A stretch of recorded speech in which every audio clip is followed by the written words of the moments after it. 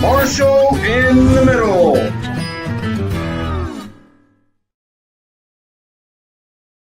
Oh yeah, we're here pretending to be at the center of the universe, the corner of Ardennes Street, Longstreet. 82nd Airborne Division days. Me and old Ranger Nate was together. We got I think first sergeant retired Aaron Quinn as a special guest today. Yes, we do. Hell yeah. We're gonna welcome him here in just a minute. Remember, Marshall in the Middle Heroes I Know is a project that is built around getting old before we're too old or we're too sick to tell them. The idea behind all of Went this, mute, man. The idea behind all of this is to try our best to get the stories told. You went mute, brother. I'm still muted. I can hear you. Yeah. Okay. All right. Let's get moving on. And thanks, guys. This is a sometimes when I try to do new stuff and try to hit a different button, sometimes things go crazy. And all these new interfaces and things. It's really interesting. One of the things that I remember my time in the 82nd running down Ardennes Street is sometimes you had to peel off into the woods, to go take care of business. And I never had to fully do it myself, but I saw several people have to pull off into the woods. What kind of Ardennes stories you guys got? I mean, Oh, well, I mean, Nate and I, we served together as well. And I mean, he was one of my squad leaders for a while. I was the platoon sergeant. But oh my gosh, I used to play a game of follow the leader. You take off and go running down, go down Ardennes and then off in the side roads, and then I would just bust off into the woods. and it was just all, it was literally follow me. I grew up in the swamps of the Everglades of Florida.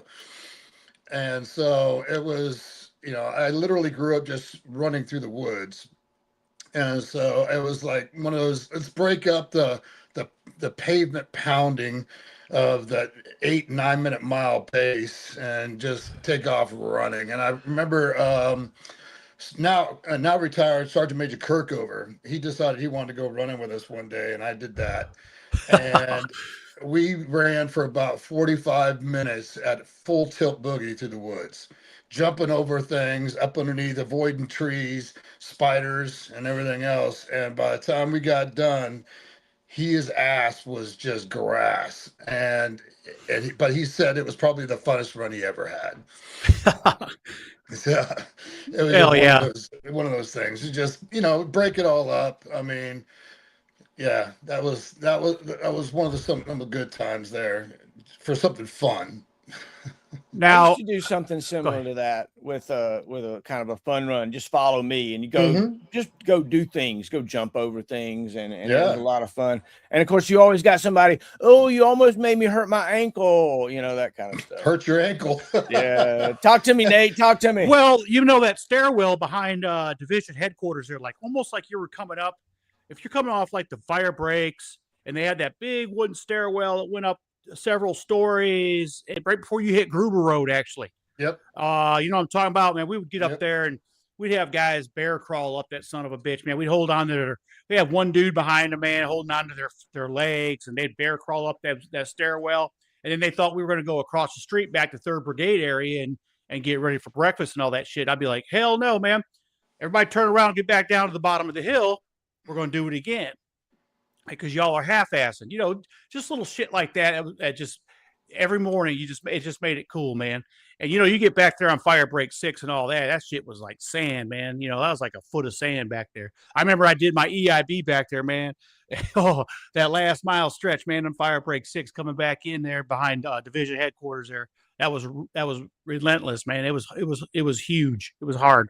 But Aaron, I'm glad to see you again, man. It's been about 21 years.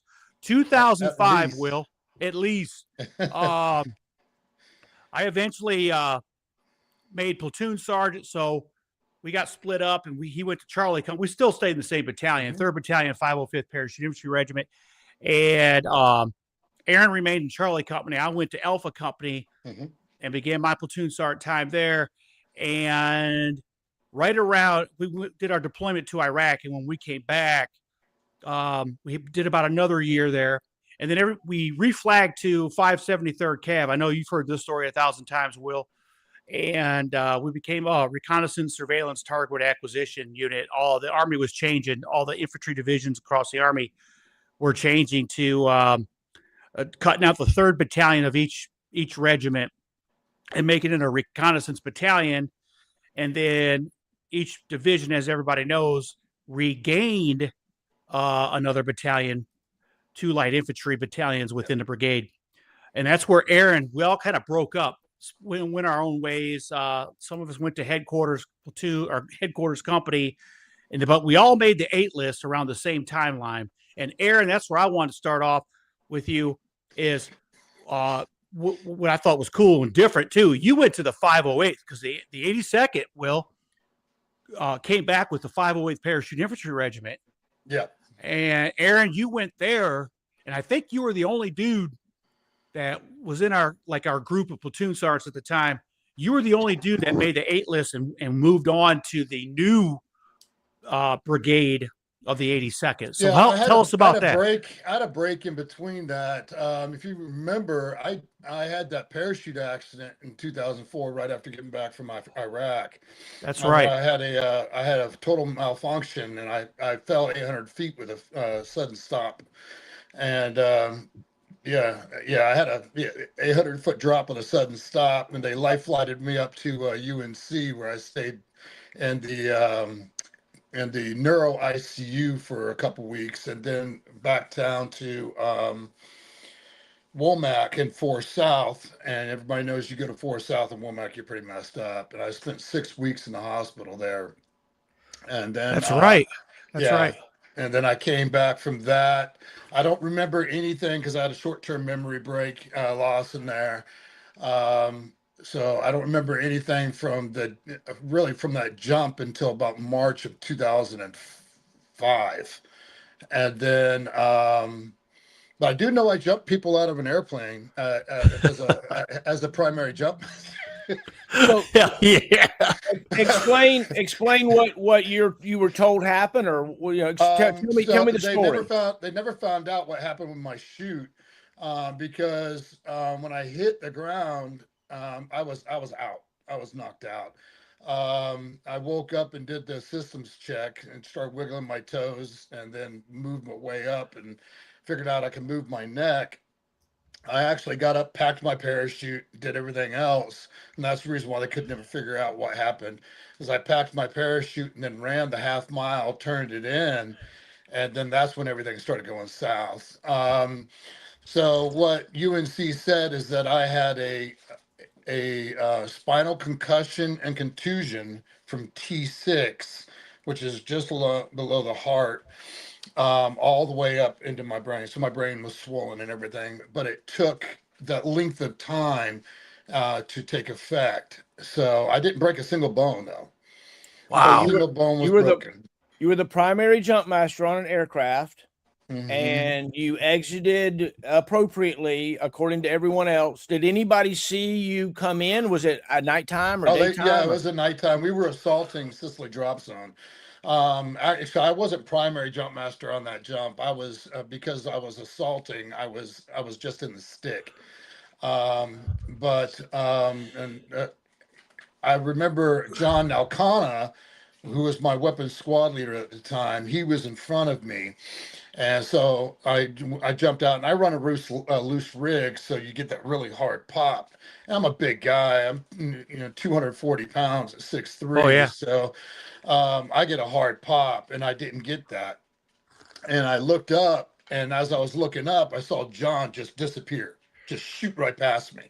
And I looked down, and I was like, oh, shit. Grabbed my kit, dropped my kit, jettisoned it off of me because I didn't want that on my legs, and then reached up and just grabbed a hold of what was there, closed my eyes, God help, hit, and then that was it. And I don't know how long I was out. I just know I was out. But I ran that half mile with all my kit on my back.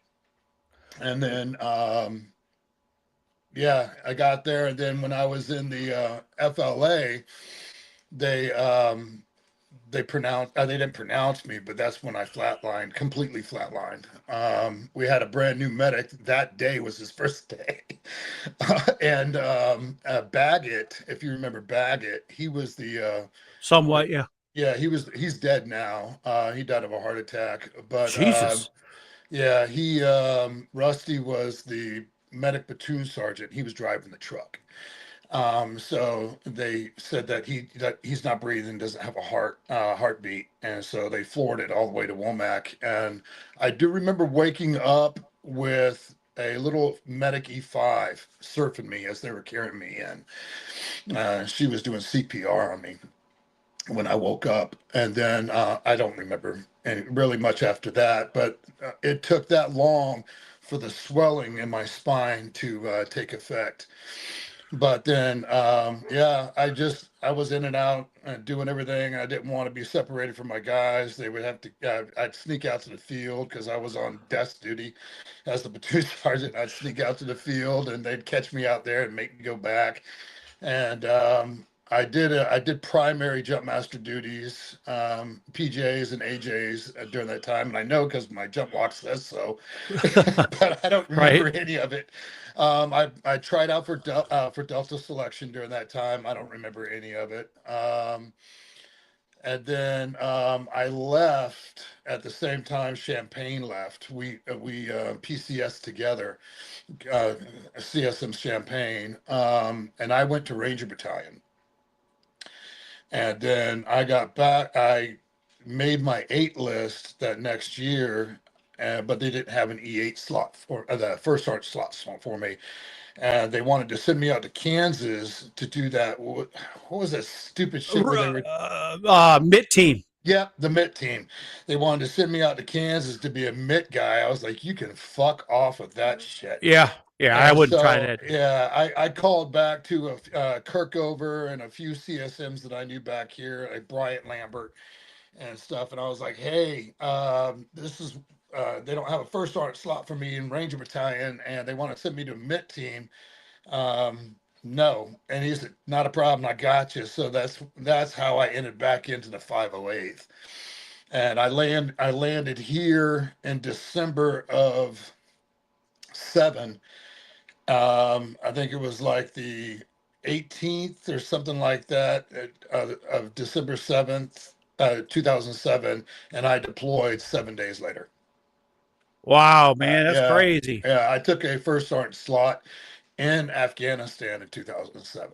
See, I didn't know all that. I didn't even know you PCS. I thought you actually just went from Bragg straight over to the 508th when they created it. No, I didn't even know all that. No, I went to Ranger. I ordered coffee, by the way. Sorry, talking to my wife. We're out of creamer and stuff. So I ordered coffee. But no, yeah, I PCS to Ranger Battalion. Was there for 2 years to the month. 2005 to 2007, and then ended up in Alpha Company, first the 508th, so One Fury, deployed to Afghanistan,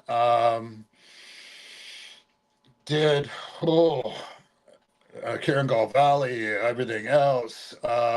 We had a few injuries.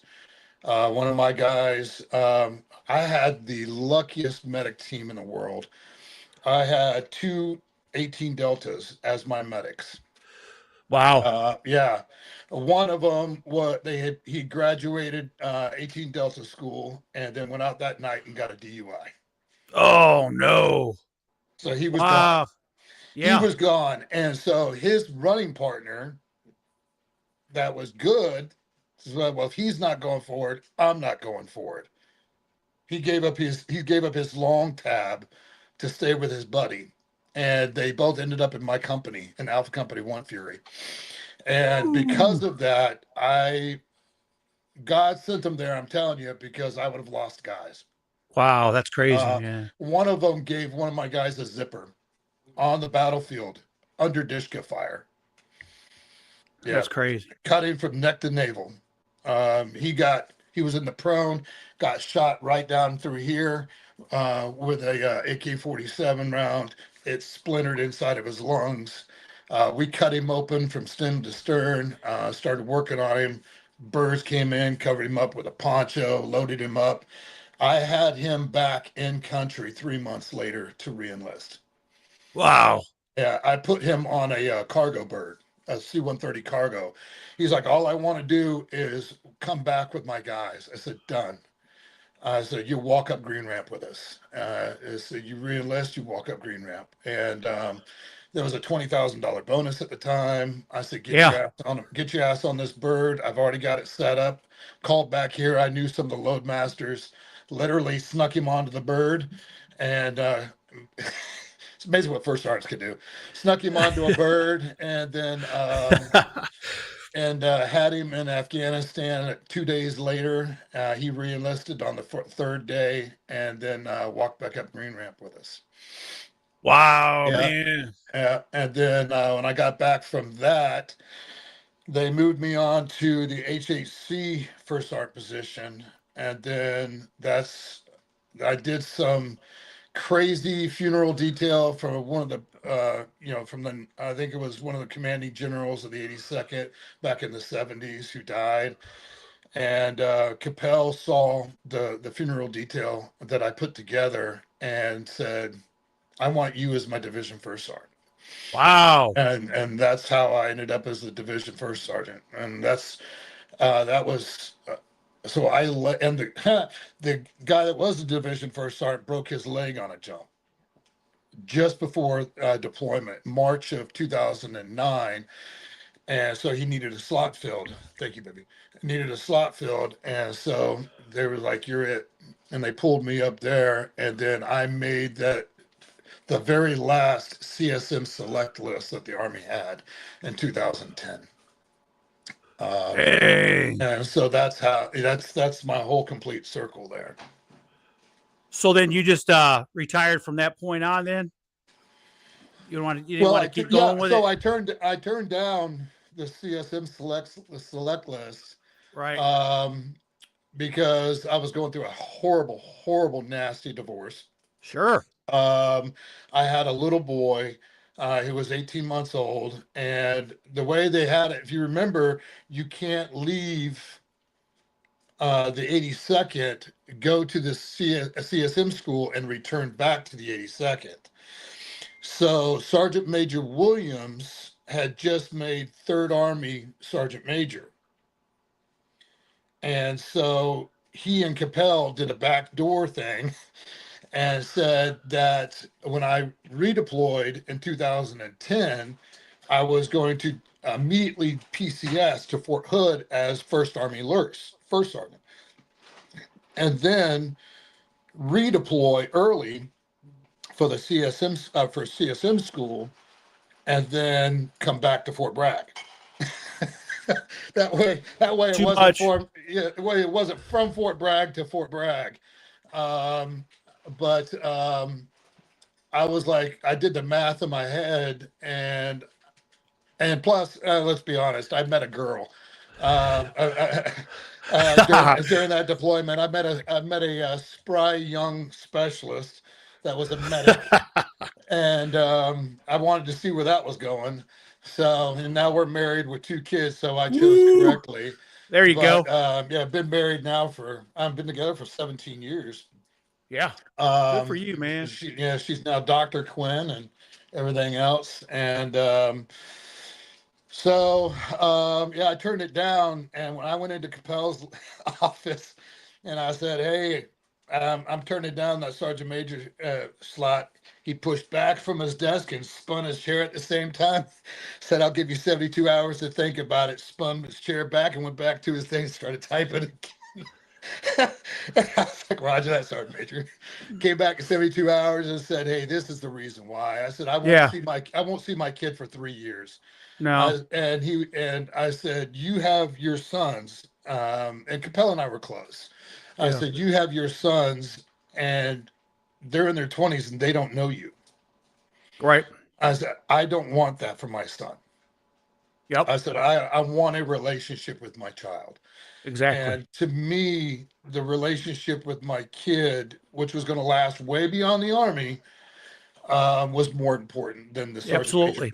sergeant major position. So those of us that have fathers and that have a close relationship with our kids, I think that everybody would understand that. And so that's what I chose. I chose relationships over the position.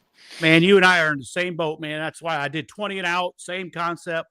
I think you had already PCS when I went through a bad divorce at Fort Bragg, and same concept, man. My kids were toddlers, so I wanted to be part of their lives. And I told Sergeant Major Champagne, I said, Sergeant Major, I said, can you help me out? He goes, hell yeah. He goes, you've done everything I asked you to. What do you need, man? And I was like, well, I'm going to do 20 and out. I'm going to, after I make the 8 list, do my time and then do my 20 and out. And he's like, I got you, whatever you want, man. So he actually helped me out, man. I got to go to, believe it or not, ROTC, man. That was pretty cool. And then I still had to go back to a combat unit though, man, of course. Yep. Jim was really good about stuff like that. I don't remember doing the selection for Delta, but it was funny because I remember snapshots. Mm-hmm. What I remember is snapping my knee, mm-hmm. and then going to see their surgeon, their orthopedic surgeon, Dr. Ball, Colonel Ball, and him doing bilateral x-rays and saying that no. And he goes, I can do it. You'll make it. You'll be a great operator, but you won't be walking by the time you're 50. So I sat in the parking lot crying on the phone and called Champagne, who else could call you, Sergeant Major. And I called Big Jim, and he said, same thing as he told you, Nate. He said, Quinn, he said, you have been a fucking workhorse. And that's what he said. You have been a fucking workhorse for me. And he goes, and you've done everything. He said, you're a pain in my ass, but you've done everything. And he goes, you always have a position here. And I got back. He made me a first sergeant as an E7. Oh, absolutely, man. Yeah, and that's when they were switching, doing the 573 thing. So that's when I came back, and I made. He put me in. I think it was Joe Goebel and I shared an office. Yeah, you were in that. I think you were in the 3 shop. No, I was in. He put me in the 2 shop. I was in the old. I was in the old Delta Company building, the old tow gunner building. Okay. And it was Alpha Company and Delta Company come together, and then because you didn't have tow gunners anymore. No. So we did away with that. So I had Alpha Company. He had Delta, or no, I had Delta Company. He had Alpha Company. I don't fucking remember which. Yeah. And so we shared a desk, shared an office. We had a computer on either side of the desk. And as we were trying to make it all work, and then that's when I PCS'd to Ranger Battalion. Gotcha. Yeah, and so we were around there about the same time when you took off to JRTC. I remember that part. Yeah. What you got, Will? You've been. I know we've been taking up the show. Yeah. What's up, Will? Look, I've been enjoying you guys and talking. You know, I love hearing about the details of Aaron and the things that he's got going on. It's really neat to hear another perspective. You know, what was it about the 82nd or being airborne or any of that stuff that shaped you, Aaron? Was there something that was formative for you? So, it's funny because I started out in Ranger Battalion, got hurt immediately. Well, I went in there with an injury. I didn't say that, but I did. A football injury at FSU, Florida State, not Fayetteville State, where I got picked up. I got picked up as a full ride as a linebacker, and I snapped my ACL. And so I went into Ranger Battalion with that, and it wasn't going to keep up. So I got moved back into AG. And do you remember Jerry Wiley? Does anybody remember Jerry Wiley? He was an old 82nd guy. And then he went up to the old guard.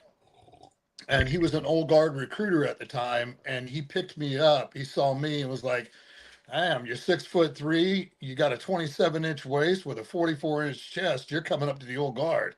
I'm like, okay, I don't know what the fuck up the old guard is, but let's do I it. remember that. I remember you Yeah. telling me that. Yeah. So I went up to the old guard, and I did that, and then I came, and I had a couple of guys that were in the 82nd, former NCOs and stuff like that, that came from the 82nd. I was like, you guys are some arrogant motherfuckers. It was like, what the fuck? And then I showed up on Ardennes Street, and I went to 3rd Battalion, and Sergeant Major Thorpe was the 3rd Battalion, 3rd Battalion Sergeant Major at the time. And I was told to go see him because I was told that if I wanted to deploy, I was needed to go to 3 Kitty. And the only person that could do that would be Sergeant Major Thorpe, and to go knock on his desk, knock on his door. And Right. if anybody knows Thorpe, you don't just go knocking on Sergeant Major Thorpe's door. And I think they were doing it to set me up. But I went in there, and I knocked on his door, and he goes, "What do you want here, boy?" Oh yeah, there you go. and I was like, "Sergeant Major," I said, "I wanted to request to go to 3505." And he goes, "What the fuck you want to go 3505 for?" Yeah. And I go, "Well, Sergeant Major, I was told that was the best." He go, "Well, start off." He goes, "What do you want to come to this brigade for?" And I said, "Well, I was told that this is the best brigade in division, and that that 3rd Battalion was the best battalion and 3rd Brigade, and if I wanted to deploy, to go to 3 Kitty." And he goes, "You're goddamn right, airborne." Hell yeah. Just like that, "You're goddamn right, airborne." He goes, "Somebody get this motherfucker a paper." And he came in there and he signed that motherfucker. And that day I was in 3505, and I was deployed right away to the whole Afghanistan. Balkans. Oh, the Balkans. Yeah, that's where I got my star of my CIB from. Oh, was that that was back in the 90s, wasn't it? Yes, that was back in the 90s. And tell us about going over. Did you go? So I went with 3 Panther. Actually, I went with 2 Panther. Yes, to we were attached. Yes, we were attached to. So it was one company. It was Bravo Company, 3505, that was attached to 2 Kitty, who went to Kosovo. And because 2 Kitty was missing a company that went to Egypt. Oh yeah. And yep. And back when they used to do the rotation. Yep. Yes, back when they did the rotation. Which, God, they haven't done that, and I don't think last time they did it was it was 99. Yeah, decades. Yeah. And so I was the lucky motherfucker who got sent over there. That's when I got stabbed. If you were over there with us, Will, so you remember when Shelton pinned the Purple Heart on me. That's why I got stabbed doing CQB. You gotta tell these stories, man. Oh my golly, talk to me. This side, yeah, you can kind of see the scar right there. So we were attached to 2 Kitty, and 2 Kitty loved us so much they didn't give us night gear, and we were going around doing CQB at night with flashlights taped, literally electrical taped to our freaking M4s. Yeah, and so I was given a squad of brand new privates. Not a single one had ever been through CQB training, not a one. And so I took number one's position, and cleared the first room, cleared the second room, because it was like a shotgun hallway, and then room, and then room. And so I cleared first left, cleared first right. I went to clear, and because the guys didn't know how to simultaneously clear. And I wasn't going to, if there was somebody in the first right room and I'm clearing first left room, I didn't have enough trust in them to be able to make that shot back, that corner shot without shooting through the wall and shooting me. So we did one by one and just had to stand by in that, had to stand by on the second rooms. And so I went to clear that third room. And because it was black in there, I'm backlit by the moonlight behind me. He could see me coming. Plus, they always know you're coming. He was there, and when I went to turn to make that angle, he punched me. And I got punched, and you get punched with your eyes closed. It's obviously my eyes weren't closed, but they might as well have been. It's quite a stagger. So I staggered back, regained myself, and then started bringing my weapon back around, because when I got punched, I brought my weapon back up. And then I brought it back down to go back in, because I didn't have the CQB training back then that I do now. And when I went to go back in, he grabbed my weapon, grabbed it by the barrel, and jerked it. And when he jerked it, I pulled back, muzzle thumped him, and he stabbed me at the same time. And then I started going down, and I pulled off a couple shots. And the guy, I'm looking, and I hit the ground. I look up, and I got my number 2 guy just looking down at me on the ground. I was like, "Fucking shoot him!" And they filled the room with bullet holes, but they didn't get the guy. He went out a window, small rooms. He went out the back window, and it took off. But I was cut from here. There's the scar. Yeah, I was cut from here all the way to here by the knife. It was the angle he went in. It caught my cheekbone, chipped my cheekbone, and lodged into my upper mandible. Chipped my tooth root and everything. And the evidence photo, you can see my jaw, cheekbone, the jaw, and everything else, because it's just flayed open. Did that, went and saw an 18 Delta that was on site, sewed me up, and I was back out the next day doing patrols. What city were you guys in? That was in Yaroslavik. Dude, we recovered. That was a fun time. It was crazy times. And you're right. We were doing things that we had zero training for. I mean, zero. It was just like, hey, go. I had an air defense squad. We had no business doing some of the stuff we were doing, man, but we didn't care. We were rocking and rolling, baby. I'll tell you a funny story from that time. You get doing night after night and day after day patrols, and you get a little foot tired. And we were out one night, and Will, you remember they would thieve everything. So guys were going around just breaking into houses and taking shit and everything else, because the houses were abandoned. So my whole patrol, we were out, and I grew up a very country boy.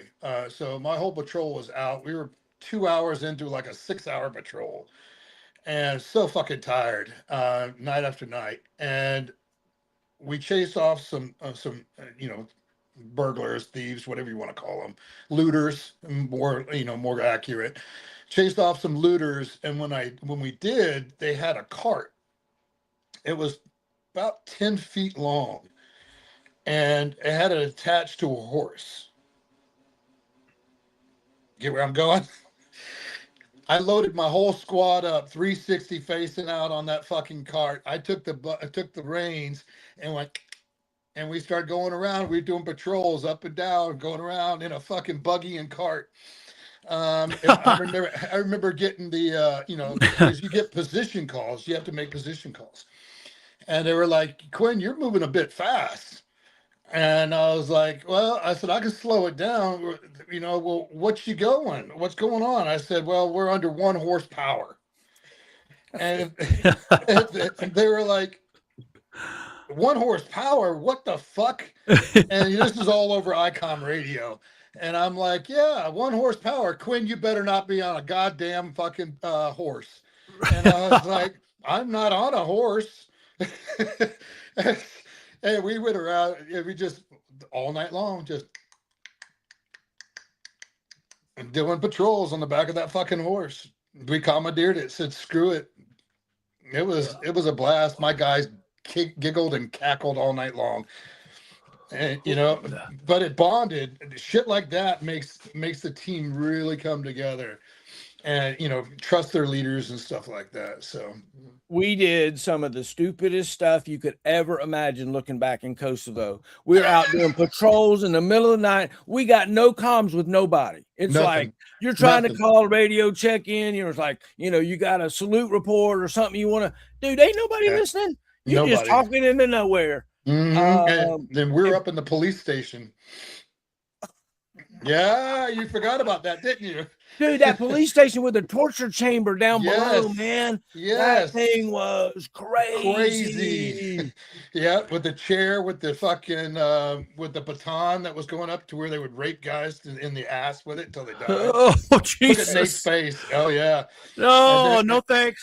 And then they had the hand thing that they would put their hands in, and they would cut the fingers off one at a time. They had like a little guillotine thing.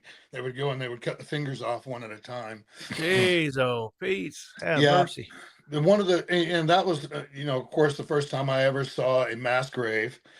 Fell into that mass grave, going up and over the hill, chasing somebody, rolled into a mass grave, found skulls from little babies where their heads were crushed in. Looked like, bashed in against a wall or hit with a hammer. That was the time when, the central area where the mosque was in the Catholic Church and all of that, right in the middle of Urosevic, had a guy on crutches come up to me and gave me a kiss. And, I was like, whoa, what the fuck? Dude kissing me, not realizing the custom, of course. And excuse me, and through the interpreter found out, he gave us flowers and everything else, cigarettes, and they didn't have shit. And I was like, what's the story, what's going on? Because he was thank you. Yeah. And that was he was on crutches because he was Albanian Muslim. And the Serbs had caught him, the Serb Christians had caught him out with his kids. And his daughter was 5 and his son was 7. And they hamstrung him in front of his kids so that he couldn't get to his kids to help them. And less fight if you got somebody that's been hamstrung. And so they hamstrung him, and then they sliced his son's guts open and pulled him out in front of him, and then hung him by him. Jesus. And then raped his daughter to death. It was 6 guys, and they raped his daughter to death, a little 5-year-old girl. And then slit her throat in front of him after they were done. And so by having us come in, we chased out that element. And that's what he was so thankful for. Good Lord. Yeah. There was some stories over there. There was some crazy stories. Man, that shit makes Afghanistan sound like Disneyland or something. Yeah. Jesus the Balkans Christ. were insane. The Balkans were insane. See, I never knew all that, Will. You never said all that shit, man. Look, I didn't see all the stuff Aaron saw, but look, I'll never forget my little I was a platoon sergeant for a Avenger platoon. So we had Avengers with the FLIR night vision, and we had our Stinger missiles, we had a 50 cal machine gun. I mean, we had some assets, but at one point we were reduced to foot patrols like everybody else. You got a little sector, you got to go walk around, you got to do it at daytime, you got to do it at nighttime, you got to have your checkpoints. We were doing all these crazy things, and we had 0 training, 0 comms gear, and we were just winging it. Yeah, we were just winging it. We were locked and loaded. I'm gonna tell you, my platoon, I'm really proud of this. I guess on one of my citations on my little thing, my platoon went the entire deployment to Kosovo, Albania, then Kosovo, and back without a single negligent discharge. If you remember, Aaron, that was crazy over there. Yeah, that was big. Everybody was blowing off rounds in the friggin' just out of the blue. Lots of indies, because they were all brand new privates. They showed up from reception and went straight to Albania, and it was like, hi, bye. There was nobody. The only people that had an experience with E5s and above. We were very cognizant of not having any negligent discharges. We were very cognizant of being an outsider, a slice element to the infantry battalion. So, Major, gosh, what was his name? What was the S3's name? Tata? I couldn't tell you. Oh my gosh. Anyway, that guy and Kalinowski, Sergeant Major Kalinowski, those guys took care of me, man. They were amazing. So I had a great time over there with Two Panther and Colonel Joe. What was his last name? I forget. The infantry colonel that was in charge, Hooker. Yeah. Who? Hooker. Colonel Hooker was their part, and there was another one. There was Fighting Joe. Because Hooker took over at the end. Yeah. And he hadn't done shit. And if you remember, he wanted us to walk from Kosovo back to Albania. Jesus. Yes.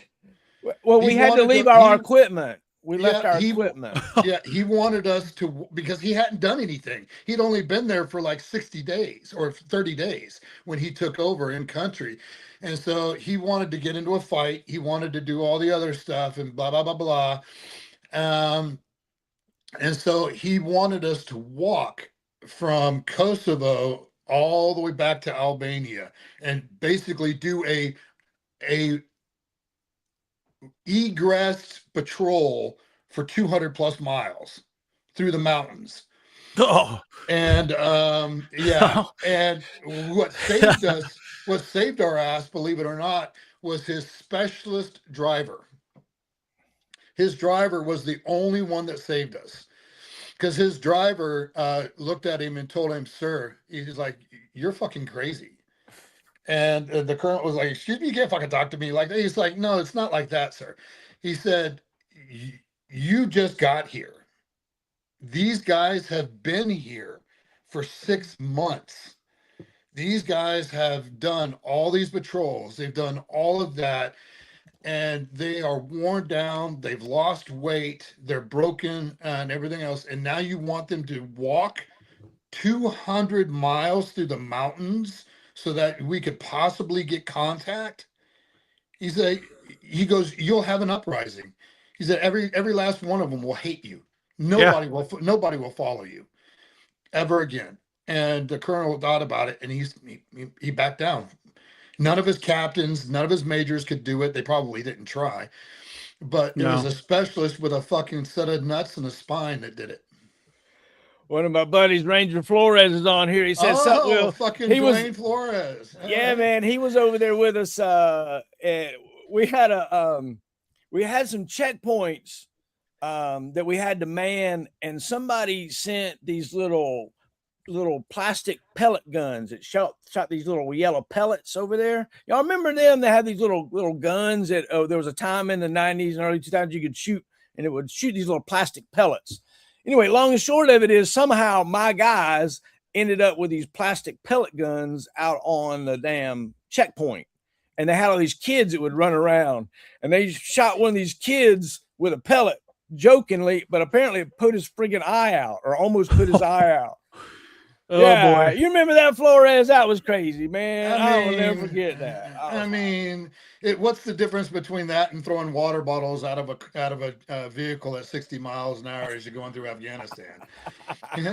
Mister, water, just so you can fucking stomp on it, you little bastards.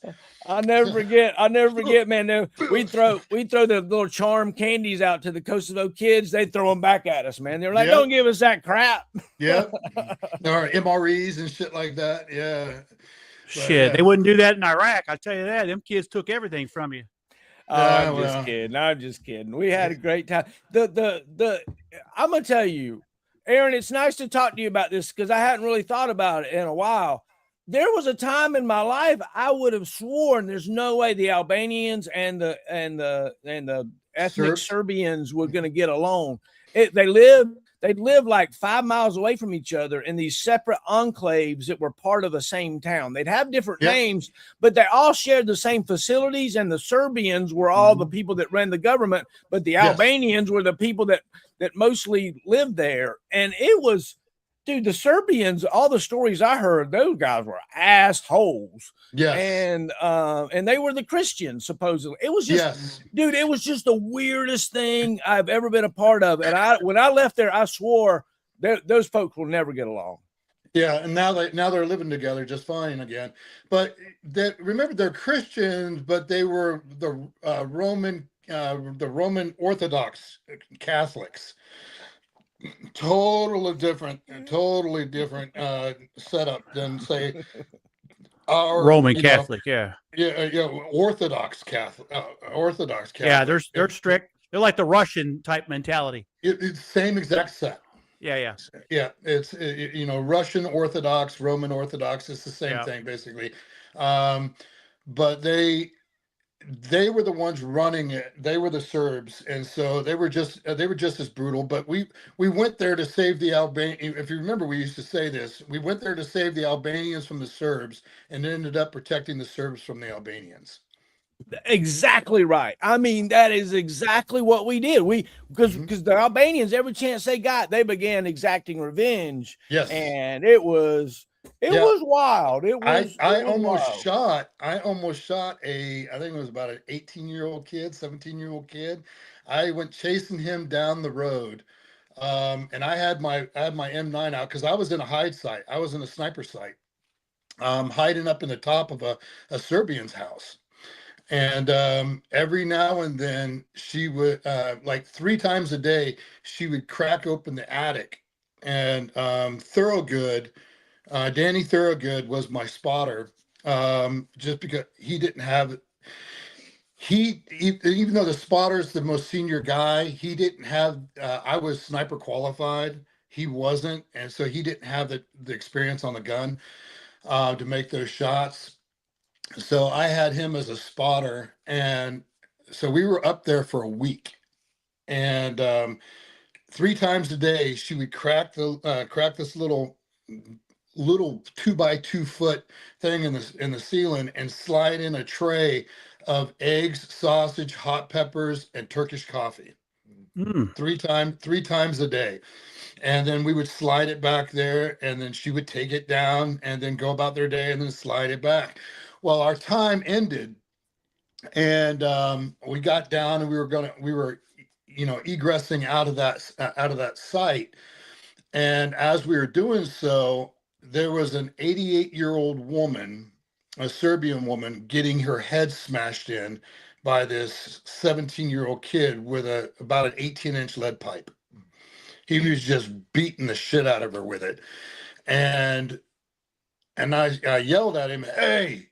And he just kept going. And then I pulled out my pistol, and he took off running, and I was going to get him.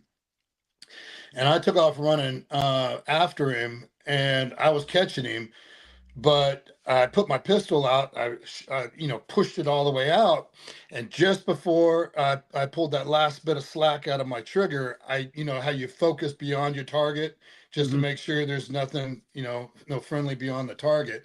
And as I did, the whole street was full of people. I was like, if I squeeze and he trips, I'm shooting an innocent. Yeah. And so I dropped my pistol down, and I caught him, and I picked him up by the neck in mid sprint and over my head. They're little people. Picked him up over my head and smashed his face into a car that happened to be right there, and then zip tied him and everything else. And the MPs came, and they started doing their shit. And they had to tackle me because he started talking shit to the old woman who was just gashed up, and the medics were stitching her up right there on the side of the road and everything else. And he was talking shit about how he's going to come back and cut her throat and shit like that. And she was nothing but a dirty Serbian whore and everything else like that. And I took off running. I was gonna football kick him in the face. because he was leaned over, forehead against the fence. And I was doing it, and just as my foot was coming forward, and that perfect punter's kick, three guys came out of nowhere and tackled the shit out of me. It was like, I mean, I got it. They did horrible shit. You did horrible shit. They did horrible shit. But she's 8 years old, and you're like 17. Yeah. What the fuck? What the fuck did she ever do to you? And so I just, at the time, both my grandmothers were still alive and shit like that. And that's what I saw. I just saw my grandma. Wow. Yeah. So I was gonna fucking destroy his ass. But yeah, I got tackled. We spent a significant amount of time On Kosovo? staying in a town called Scripchy in a closed down ski resort. We were actually staying in the gym of this place. It was a cool place when it was running, but it wasn't running while we were there. We just occupied it. Nothing was running while we were there. But I never went to Scripchy. Never went. It was anyway, look, I don't know. We just got to get back together and talk some more about some more Kosovo stories, because it's fun to think about those times and remember.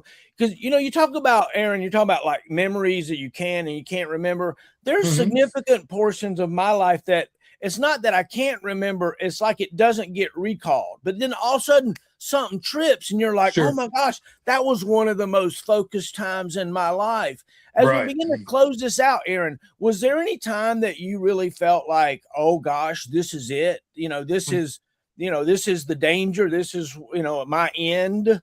You talked about jumping out of airplanes and having a complete malfunction. You talked about getting stabbed and a Purple Heart. You talked about almost shooting people and stuff. Tell me of one of your scariest times. Is there something you haven't talked about yet? I have that's a hard one for me, because I don't know if I've ever thought that this is it. It was just one of those things. For me, I've got a lot of faith in God. I always have. And I went over into combat realizing with the mindset I'm already dead. And if that makes sense. Okay. Is I'm already dead. So, and if I die, I'm going to heaven, and if I don't, I'm already in hell. So, it's just one of those things I never was in a tick or anything else like that where I was like, I'm screwed. I'm also a bit weird with the ADD, ADHD, to where when things go really hot, really fast, my brain slows down and I'm able to, it's almost like being in the Matrix. And so literally everything just goes whoop, and I'm really focused. So, and everything's moving in slow motion. So I'm like, okay, you go here, and I might be shouting it, but I'm shouting it calmly and stuff like that. And like in Iraq in 2004, or is it 3? I don't remember. Same deployment. Yeah, same deployment. Yeah, but my guys were in a cornfield, and half my platoon was in a cornfield, and then the other half of us was running QRF. And we got the QRF call from my guys, and they were pinned down, and they were in a defilade. Why the PL led them into a defilade, I will never, ever, ever fucking understand. But he went up and over the hill instead of walking the top. He went down into the cornfield, and they put guys up on top, and they were just shooting down into the cornfield. It was nighttime. They were shooting down the cornfield, and we had the mixing bowl behind us, so that was all lit up. And the mixing bowl was a if you don't know, it was on Route Irish, I believe it was, where Rashid and we're right where the major town of Rashid was. You had Rashid, Mullah Fiyad, Mullah Fadid, and stuff like that. And then it led right into Baghdad. And the mixing bowl was a giant 4-leaf clover and a highway intersection right there on Irish. And so it was really lit behind us, behind them. And I parked my QRF because you could see the tracers and everything else going. And I came up and over, which silhouetted me.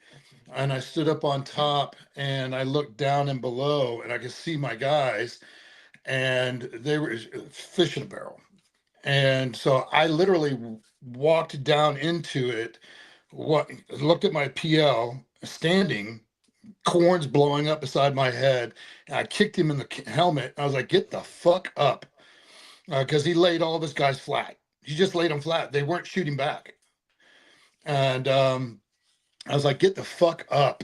And they had, when they were maneuvering, so what they had done, instead of staying on line, he had actually got them to start doing this. They started to turn on themselves. But he stopped it when they were about a 90, which was facing away from the fire that was coming at them. Young squad leaders. But I went down there, kicked him, told him to get the fuck up, and then redirected my guys, and we mounted an attack. But we literally just walked. I just was like, let's just do it. Let's just walk and keep going through it, and kept my guys calm and stuff like that. But it was one of those. It's not that because I was such a great leader or anything. It's more of the fact that I think that because when shit like that happened, my brain just slows down and allowed me to see things. That and the fact that, again, I was already dead. It didn't matter to me. And so it didn't bother me. Nothing, I got hit with 5 IEDs. I got chipped teeth, missing teeth. My right ear is blown out. I'm deaf in my right ear. I took a grenade. I got shrapnel in my back. You got blown up for me. Yeah, I got blown up for my wife. Literally. That happened in the Target parking lot, though, right? Right. Yeah. Right. No, that was actually on a deployment in Afghanistan when I met her. Her patrol got lost, and We missed our. they missed 2 comms checks. Yeah, 2. because we were asleep. Yeah, they fell asleep. You could hear her in the background. Oh, But they missed 2 Spot comms report. checks. And I went to the first sergeant, who was a ranger, a good friend of mine. I was like, Mike, what the fuck's up with this patrol? Because I'm the jock first sergeant. I got all the ISR. I've got everything. I'm like, what the fuck's up with this patrol? I haven't gotten a check on this patrol. Plus, my girlfriend's out on it. And I don't want to lose that. I mean, not in the middle of deployment. I got to find a new one and everything else. Too much effort. And, You have to go shopping. 2 Article back and forth. 15 shopping percentages again. one. And so, but no, I'm like, and he was like, they were like, well, I mean, we'll give him. I said, no. 1 patrol, one missed comms check, and that's bad. 2, we're shutting theater down. We shut theater down. Everything goes up. And I said, I feel bad for it, but I said, Mike, seeing that you can't do your job, I'll do it for you. And I put to another. Damn. And so I put together a patrol on the spot, and we went out and we found them. And then I asked the platoon sergeant, and I was like, what's your egress route out? We'll clear it for you. And so we took their egress route back just to make sure it was clear. It wasn't clear. And I was in the same vehicle number in order that she would have been in, and my vehicle got hit. Yep. Oh shit, man. Yeah. But we cleared it. She got back just fine. There you go. Hey, It's the I'm most all about romantic that, thing man. he's ever done. There you go. So as we begin to close things out here, Aaron, I want to make sure that I get you on the schedule to do a full interview. I want to get your one of the things that I'm trying to do is a heroes I know section. It started 10 years ago now, almost 10 years ago now, when my buddy got a call. My buddy's wife called me and she said, Will, Maggot's got a brain tumor or something. He can't remember anymore. And so I called him and I recorded it. and I tried to get our stories told. You know, we were black hats together, jump master instructors, and I tried to get all that told. And that turned into, we got over 200 interviews now done with people just like you, my Sunday school teacher, my pastor, you know, generals, sergeants, majors, privates. Everybody's got a story to tell, and I'm trying to get our stories told before we're too old or too sick to tell them. So, Aaron, sounds like you got a great story, man. I want to hear more of the details. I do too, man. Shit. It's absolutely crazy. Shit I never even heard of before, man. It's like, hey, welcome to the 82nd. Hey, what's up, brother? Oh, we're going to Iraq. And then we come back, and everybody's just split up, man. But I didn't know all that shit. Jesus. Well, if you're watching this and you haven't subscribed or you haven't liked, please do that. It helps the channel a lot. We are Marshall in the Middle Heroes I Know, and this is what we're all about, getting our stories told before we're too old or too sick to tell them. Y'all press like and subscribe. Thanks. Say bye, everybody. Later, brothers. Marshall in the Middle.